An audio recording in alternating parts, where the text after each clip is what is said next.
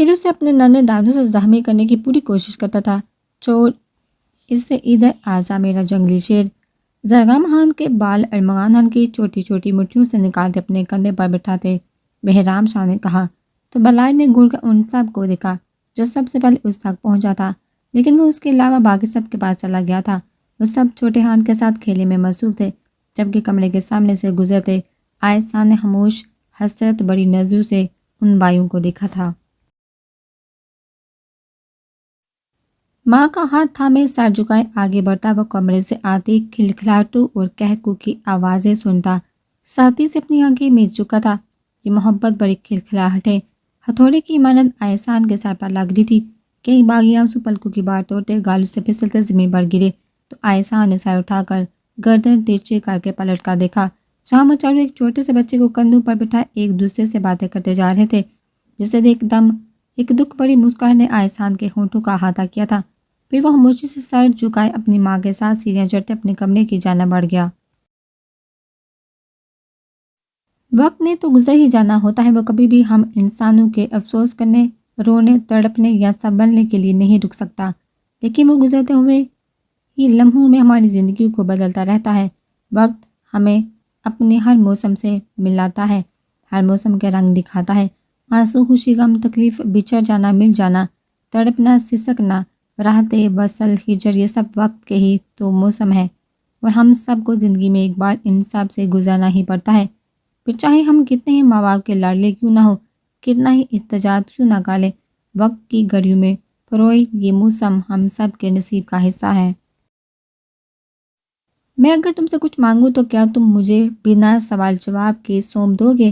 مسجد کے صحن میں کھڑے شیر خان نے پرسوچ نظریں آسماں پر ٹکائے کہا تو ہدایت شاہ نے چونکا انہیں دیکھا۔ آج تک تمہیں کبھی انکار کیا جو آج یہ اس طرح سوال کر رہے ہو؟ تم یار ہو میرے، اجازت نہ مانگا کرو، حکم کیا کرو۔ ہدایت شاہ کے کہنے پر شیر خان کی گہری سانس فضا کے سپرد کی۔ ہر گزرتا دن ان کے لیے نئی آزمائش لے کر ہی آیا تھا۔ مقدس بیگم نے کوئی کسر نہیں چھوڑی تھی ان کی زندگی جہنم بنانے میں۔ حویلی آنے کے بعد مبین بیگم ایک بار پھر سے ماں بننے والی تھی۔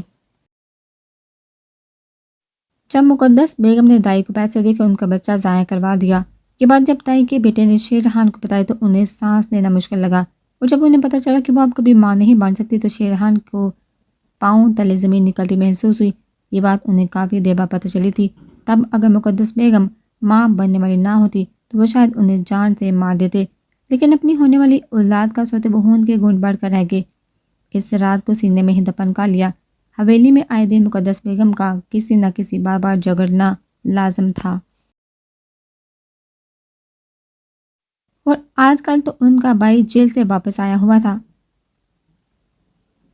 جسے وہ گھر پر لانے پر بضید تھے، جبکہ شیر خان دو ٹوک لہجے میں انہیں منع کر چکے تھے۔ بادام گل کے بارے میں جو کچھ انہیں معلوم پڑا تھا اس کے بعد اسے حویلی کے قریب بھی بھٹکنے کی اجازت نہ دیتے، کیونکہ وہ جوا کھیلنے اور لڑکیاں اغوا کرنے کے الزام میں پکڑا گیا تھا، جسے بعد میں جھوٹ قرار دے دیا گیا تھا۔ لیکن جب شیر خان نے تحقیق کروائی تو وہ سب حرف بحرف سچ تھا۔ میں چاہتا ہوں بچوں کا نکاح کر دیا جائے۔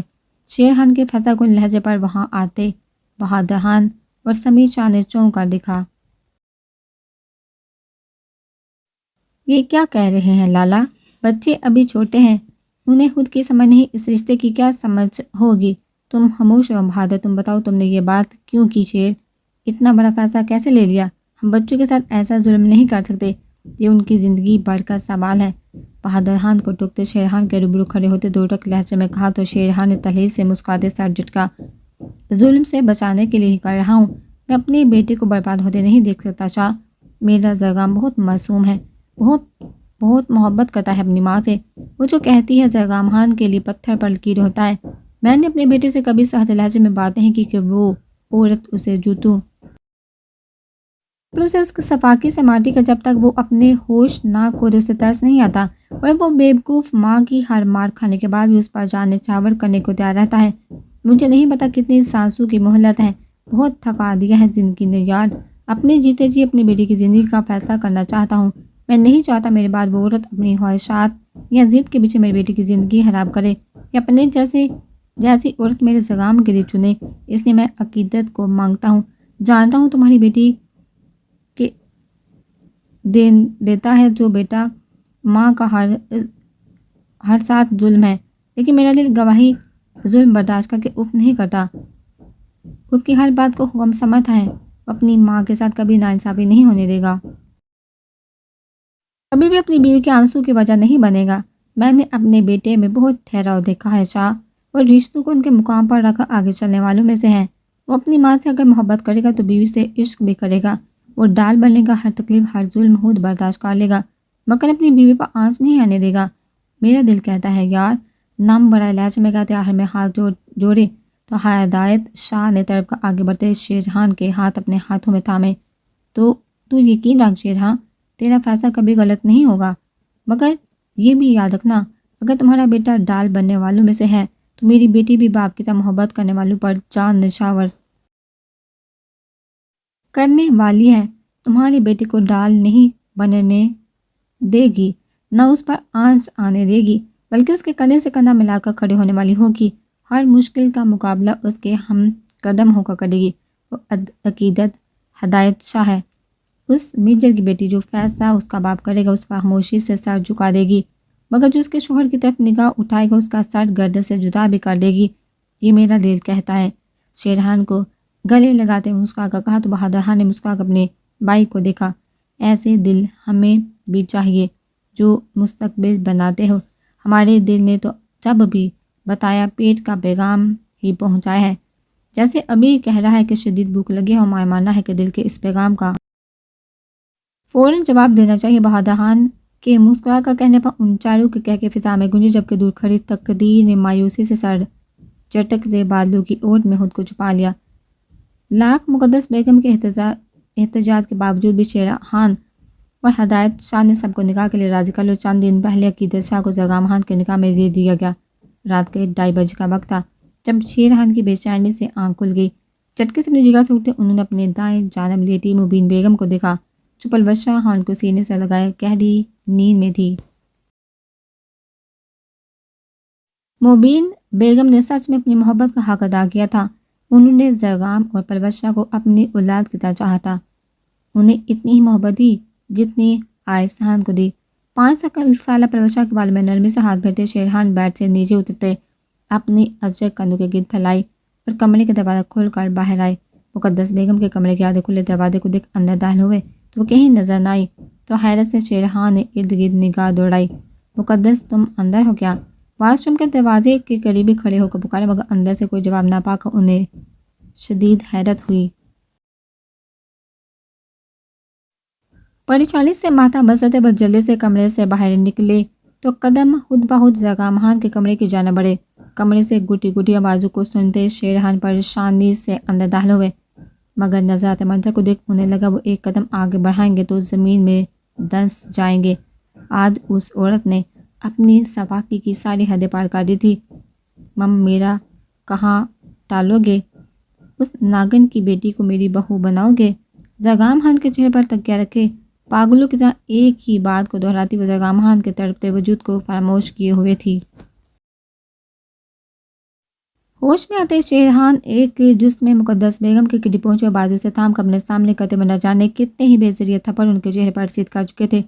غصے سے ہامتے مقدس بیگم کو پیچھے دھکا دیتے وہ ہوش و حرف سے بیگانہ زرگام خان کی جانب متوجہ ہوئے، جبکہ شیرحان کے دھکا دینے پر مقدس بیگم نے کہے بڑی نظر سے انہیں دیکھا اور وہاں سے بھاگنے کے انداز میں کمرے سے نکلتی چلی گئی، جبکہ زرگام خان کو سانس دیتے ہاتھ پاؤں سہلاتے شیرحان اسے ہوش میں لانے کی کوشش کر رہے تھے۔ زرگام خان کو کھانستے اور مندی مندی آنکھیں کھلتے دیکھ شیرحان نے شدت سے اسے خود میں بھینچ لیا۔ دل تھا کہ بیٹے کی حال پر داڑے مار مار کر رونے کو چاہ رہا تھا، اگر وہ ایک لمحہ بھی ضائع کر دی تو آج وہ عورت ان سے ان کا بیٹا چھین لیتی۔ گھٹیا اور تم نے ایسا سوچا بھی کیسے؟ میرے بیٹے کو تکلیف دینے کی ہمت بھی کیسے ہوئی؟ مقدس بیگم کی گردن اپنی آہنی گرفت میں لیتے دبے دبے لہجے میں گرا کر کہا، تو مقدس بیگم نے کہہ کر لگاتے شیرحان کی آنکھوں میں دیکھا، جبکہ مقدس بیگم کے یوں پاگلوں کی طرح کہہ کر لگانے پر شیرحان نے حیرت سے انہیں دیکھا۔ وہ میرے خلاف گیا تھا، مقدس خان کے خلاف، اور جو میرے خلاف جائے گا اسے مرنا ہوگا، سمجھے تم؟ مرنا ہوگا چاہے وہ پھر کوئی بھی ہو۔ مقدس بیگم کے زہر ہن لہجے پر شیرحان نے حیرت سے انہیں دیکھا۔ کتنی محبت مان عزت دی تھی انہوں نے اس عورت کو، نہ صرف بیوی سمجھ کر بلکہ یہ سوچ کر بھی کہ دنیا میں ان کا ہے ہی کون کتنی غلطیوں کو نظر انداز کیا تھا، کتنے رازوں کو دل میں دفن کیا تھا۔ تم بھی تو گئے تھے نا میرے خلاف، اور تمہارا وہ دوست، سب کا آج آخری دن ہے سب کا۔ بیٹی کو تو بچا لیا، دوست کو کیسے بچاؤ گے؟ خود کیسے بچو گے میرے خلاف؟ کیا ثبوت دو گے کہ میں نے یہ سب کچھ کیا؟ اچھا ہوا تمہیں پتہ چل گیا، اب قبر میں تمہاری روح بے چین تو نہیں رہے گی۔ جاؤ، تمہارا دوست یار ہے نا، آج واپس بچا لو سے۔ شیرخان کے کان کے قریب جھکتے سرگوشیانہ لہجے میں کہا تو شیرخان نے بے یقینی سے ان کی جانب دیکھا۔ مقدس بیگم کی آنکھوں میں نفرت کی آگ دیکھتے الٹے قدم وہ مبین بیگم کے کمرے کی جانب بڑھے۔ کیا ہوا، کہاں جا رہے ہیں آپ؟ کمرے میں ہوتی کھٹ پٹ کی آواز پر مبین بیگم نے حیرت سے اٹھتے ہوئے سوال کیا۔ ہدایت، زندہ نہیں چھوڑوں گا میں۔ ہاتھ میں پسٹل تھامے باہر کی جانب بڑھتے ہوئے چلا کر کہا تو مبین بیگم نے گھبرا کر قدم بیٹھ کے کنارے پر پڑی اپنی چادر کی جانب بڑھائے۔ شیرخان کو اگر اندازہ ہوتا کہ ان کے آدھے ادھورے الفاظ دو خاندانوں میں نفرت کی دیوار کھڑی کر دیں گے تو وہ شاید کبھی مر کر بھی یہ الفاظ نہ بولتے۔ اپنے پیچھے ننگے پاؤں دوڑ کر آتی مبین بیگم کی آوازوں کو نظر انداز کیے وہ حویلی کے گیٹ سے نکلتے چلے گئے۔ سب کے کھڑکی میں کھڑی مقدس بیگم نے ہونٹوں پر مکروہ مسکان سجائے کھڑکی پر پردہ گرا دیا۔ آج ہدایت شاہ نے واپس جانا تھا، انہیں فوج کی طرف سے مشن پر جانے کا خط موصول ہوا تھا۔ شیرخان سے وہ ایک دن پہلے ہی مل چکے تھے، کیونکہ ٹرین صبح 5 بجے نکلنی تھی، پر وہ انہیں صبح کے وقت پریشان نہیں کرنا چاہتے تھے۔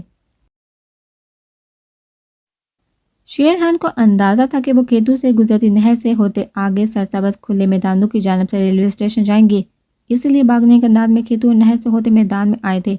تیز تیز قدم لیتے وہ لمحے میں اسٹیشن پہنچنا چاہتے تھے۔ ٹھنڈی سرسراتی ہوا کی آواز کے ساتھ دور جنگل سے آتے جانوروں اور کتوں کو بھونکنے کی آواز کے سوا وہاں اس وقت کوئی زی رخ نہیں تھا۔ تیز تیز قدموں سے چلتے اپنے پیچھے کسی کی موجودگی کو محسوس کرتے شیرخان جیسے ہی پلٹا تو پیچھے کھڑے شخص نے لوہے کی سلاح کو ان کے سر پر اس قدر شدت سے مارا کہ شیرخان بند ہوتی آنکھوں اور لڑکھڑاتے قدموں سے کئی قدم پیچھے جا کر گرے۔ چکراتے سر بند ہوتی آنکھوں کو بامشکل کھلتے سامنے نظر آتے عکس کو غور سے دیکھنا چاہا۔ آنکھوں سے دھند ہٹی تو نظریں اپنے سامنے چہرے پر مکروہ سجاہٹ سجائے کھڑے بادام شاہ کو دیکھ شیرخان کو اپنا خون کھولتا محسوس ہوا۔ ہدایت کہاں ہے پاگل گل، اگر میرے دوست کی جانب ہاتھ بڑھایا بھی تو کندھے سمیت اکھاڑ دوں گا۔ زمین پر ہاتھ ٹکائے بامشکل کھڑے ہوتے ڈارتے ہوئے کہا تو بادام گل نے مکروہ کہکا لگاتے شیرخان کے اٹھنے سے پہلے ہی ان کے سر پر دوبارہ پوری قوت سے وار کیا تو میدان کی سرسراتی خاموش ہوا میں شیرخان کی دل دوز چیخ گونجی۔ خون پھوارے کی مانند سر سے بہتا سرسبز میدان کو رنگتا چلا گیا، چہرہ خون سے تار ہوتا سبھی نقوش کو اپنے رنگ میں رنگ گیا۔ بے جان ہوتے جسم سے وہ اوندے منہ زمین پر گرے تو بادام گل نے پسٹل نکالی۔ مرنے والے کو سوال جواب نہیں کرنے چاہیے، بلکہ قبر میں ہونے والے سوال جواب کا سوچنا چاہیے۔ کیا دوستی ہے نا، مرتے وقت بھی دوست کی پڑی ہے، دیکھنا اس دوستی کی قیمت ساری عمر ادا کرتا رہے گا تمہارا وہ یار۔ یہ دیکھو، یہ اس کی پسٹل ہے، کتنے یقین سے دوست کے حوالے کر گیا، یہ بھی نہیں سوچا غلط ہاتھوں میں لگ گئی۔ پھر چلو خیر چھوڑو، مرتے مرتے تمہیں مستقبل بتا کر احسان کر دیتا ہوں۔ شاہ اور خان برباد ہونے والے ہیں، ولی خان کی نسل اس کے پوتوں پر ختم ہونے والی ہے۔ شیرخان کے بے جان وجود کو بالوں سے تھام کر سیدھا کرتے، ان کے سینے پر پسٹل کی ساری گولیاں اتارتے زہرخند لہجے میں گرا کر کہتے، جیب سے سفید رنگ کا پیکر نکال کر اس میں سے ہدایت شاہ کی وردی پر لگے بٹن سے ملتا بٹن نکال کر شیرخان کے دائیں ہاتھ میں تھما دیا۔ اللہ حافظ جیجا جی۔ شیرخان کے بے جان وجود کو ٹھوکر سیدھ کرتے اور جگ میں چہرہ چھپائے لمبے لمبے ڈگ پڑتے بادام شاہ وہاں سے نکلتا چلا گیا۔ جبکہ دور سے ولی خان اور بہادر خان کے ساتھ ان کے ملازموں کی آوازیں آ رہی تھی۔ شیرخان کے جانے کے بعد مبین بیگم نے جا کر یہ بات ولی خان کو بتائی، جس پر ولی خان بہادر خان اپنے ملازموں کے ساتھ شیرخان کو ڈھونڈنے نکلے تھے۔ کھیتوں میں پہنچے تو میدان کی جانب سے آتی گولیوں کی آواز سن انہیں کسی انہونی کا گمان ہوا۔ تیز تیز قدموں سے آگے بڑھتے وہ اس بات سے انجان تھے کہ آگے کا منظر ان کی زندگیوں میں کیا قیامت ڈالنے والا ہے۔ ایک قیامت تھی جو شاہ اور خان حویلی کے لوگوں پر گزری تھی۔ گاؤں کے سردار کا قتل پر پورا گاؤں دکھ اور صدمے میں نڈال تھا۔ خان حویلی سے جنازہ اٹھا تو ہر طرف چیخوں پکار سے کہرام مچ گیا تھا۔ شیرخان کے قتل کو 10 دن ہو چلے تھے۔ جو ثبوت ولیحان اور بہادرحان کو شیرحان کی لاش کے قریب سے ملے تھے وہ چاہ کر بھی اس پر یقین نہیں کر پا رہے تھے۔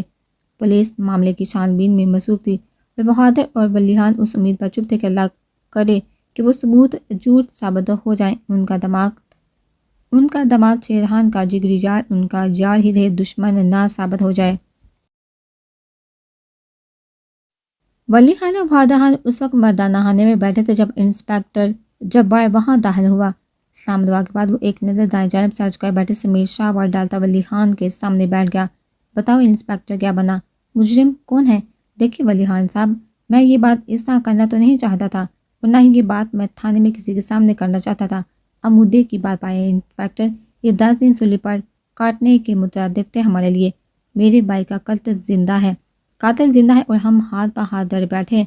بہادر خان کے گراہ کو کہنے پر بادام گل نے اپنی داڑھی پر ہاتھ پھیرتے منحیزی نظروں سے انسپکٹر کو دیکھا، جس پر انسپکٹر نے سمجھتے ہوئے سارا سپار میں ہلایا۔ کتنی تکلیف دہ بات آپ کے لیے، اتنی ہی ہمارے لیے کہ جن دوستوں کی دوستی کی مثالیں ہماری مائیں ہمیں دے دی تھی، اسی دوستی نے اپنے جگر یار کو محض دولت میں ہاتھ تر اپنی دردناک موت دی۔